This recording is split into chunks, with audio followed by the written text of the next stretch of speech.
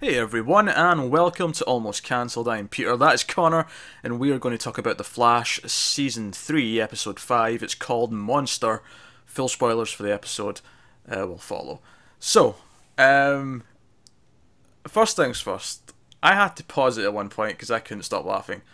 Uh, so, much like a joke we got in this week's episode of Timeless, or last week's episode of Timeless, about a movie an extra James Bond film existing because Mm, of changes to the timeline.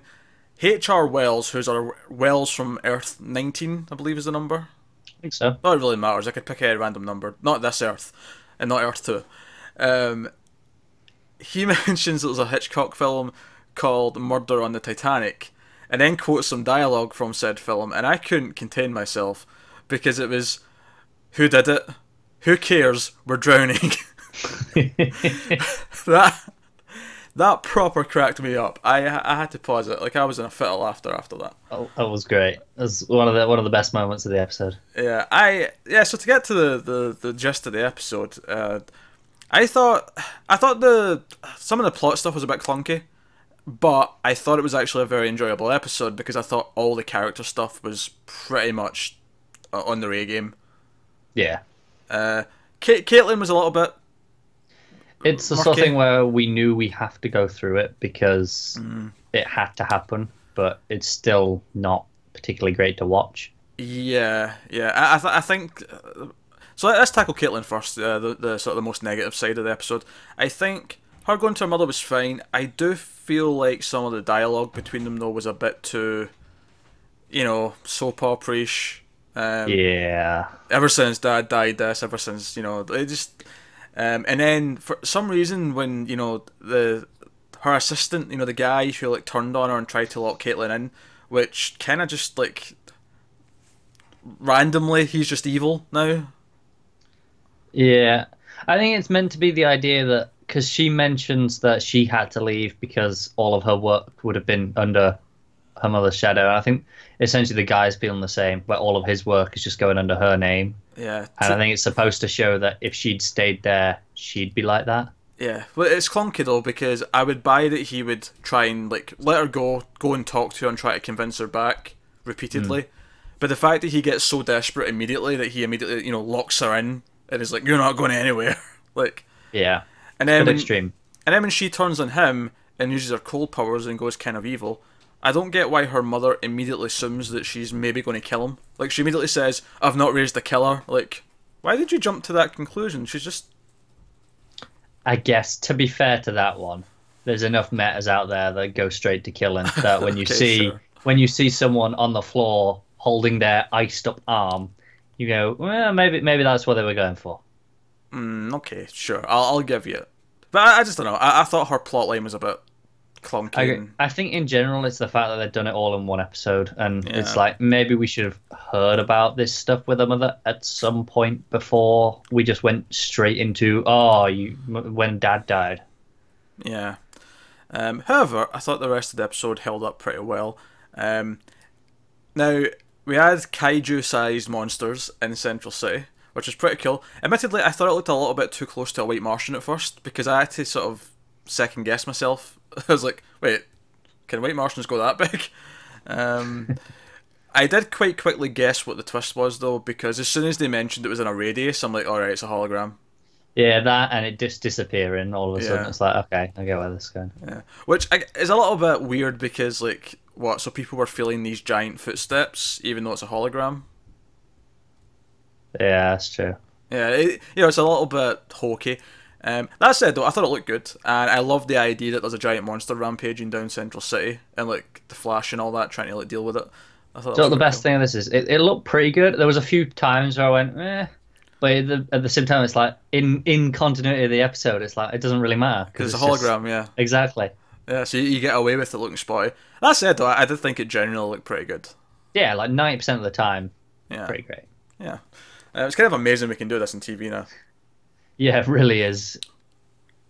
Just So, yeah, the main sort of plot for Barry in this episode is his relationship with Julian. Who, by the way, I saw a great comment online saying that he's from Earth 9 and 3/4, and I wanted to mention that. Um, love it. But yeah, so we get a lot more of him and Julian and exploring their relationship. And Julian flat out goes to the captain and, rats him in for all these little things that he's not doing to, up to code. And To be fair to him, Barry is really bad at his job when you think about it. well, he is and he isn't. He still gets He, everything he done. gets the results done, sure, Yeah. but man, he really just is really lax. I think it's because he can do things at super speed, and we know that he gets everything done, so we don't question it. But Yeah. because he's sharing an office and he sees him rushing off and he sees him disappearing for hours at end, it does look quite suspicious. Yeah. But I really like Julian's dialogue for the most part in this. Especially the point where he's like, "Oh, is this the moment where you want me to break down and tell you that I killed my parents and that's why I'm doing this?" I liked all that stuff. I liked that he has this vendetta against him without actually having this tragic backstory or anything like that. He is just kind of a dick. He's also kind of jealous because he's Yeah, it's essentially jealousy, and that's something that people can relate to more than Barry's, like the idea that, oh, parents are killed, gotta, dedicate your life to something. yeah. So, Yeah, so I thought that was all good, and of course they actually kind of bond a little bit towards the end of the episode because they have a little heart to heart, and Gillian tells him not to leave because Barry was going to offer to move to the basement so that Gillian could have the whole lab to himself. I also really like that he has a gun, and when he just pulls it out, and Barry's like, when did you start carrying that? When giant monsters started attacking the city. Yeah. Good answer. But I liked how he did have his flip around that he because he even criticizes the Flash and says that he's caused the police to be too laxed, but he almost shoots this kid, who's controlling the monster. It turns out to be this teenager who's just doing this hologram thing. Which, by the way, get this kid into MIT because clearly he's far ahead of the game. Yeah. Just whichever organization, government agencies, fight amongst yourselves, but one of them should just recruit them. Yeah, just do it now. I actually really like the scene with him and Joe, because Joe's like, "Look, right, you buggered up. You're going to have to, suffer the consequences of this. But you know what? You're a teenager. You're young enough that you will have time to move past this and build a life for yourself. So don't, Yeah, we got some good dad cop. Yeah, dad cop. Yeah. Actually, speaking of dad cop, I love that Barry and Iris both in this they both use Joeisms. Yeah. And they pointed it out. Was that a Joe thing? Yeah, that's good. So yeah, we had H.R. Wells, which obviously sounded like H.G. Wells. So the little twist that he was writing a novel, and he in fact doesn't know how to do anything. Amusing. Yeah, at one point they even suspect he might be evil, and they start looking at his stuff. I love that they finally assume that. Hang on, this is another Wells. This could go wrong. Yeah, I did actually really like that Barry's just like, you know what, Cisco, vibe him. Like, my pleasure. Like, they're smarting up. They should be doing this. Yeah. We've had enough people who have come into the show and turned out to be evil that they should be taking precautions. Exactly. Really, it should have been the first thing they did. Yeah, to be fair, they only showed up at the end of the last episode, so it's a reasonable time frame. Yeah, I suppose. By the way, we've seen Cisco's apartment in this episode, which I don't think we've ever seen before. Not to my knowledge. That always amuses me in TV shows when you go years without seeing where someone lives, and then all of a sudden, oh, it's a set. We haven't. Yeah. This is where so-and-so lives. I imagine we'll get a new one for Barry's new place, unless he just stays with Cisco and they become roommates. I can see that happening, yeah. Yeah. I mean, have we seen everyone's place now then? We've seen Caitlin's in season 1. Yeah. We've seen, first Wells. Yeah, that really matters anymore, but yeah. Yeah. Joe's obviously Iris. Yeah. That's all the main players. I guess there's Wally, but no, Wally's moved in with Joe now, so. Yeah. Yeah. Yeah, I think that's everyone. That's it. Tick list complete. Great. Well, if anyone's playing bingo, then they finally won. Sure. But no, all the Wells stuff was pretty fun. Him like constantly repeating what others were saying, and he always had that drumstick in his hand when he was trying to give it the information.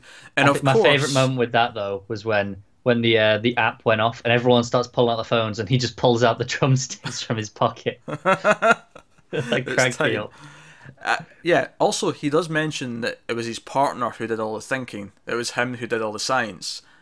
So, clearly that has to be someone that we know, right? Like, the Earth 19 version of someone. You'd think. The way he said his partner, but he never said what his name was.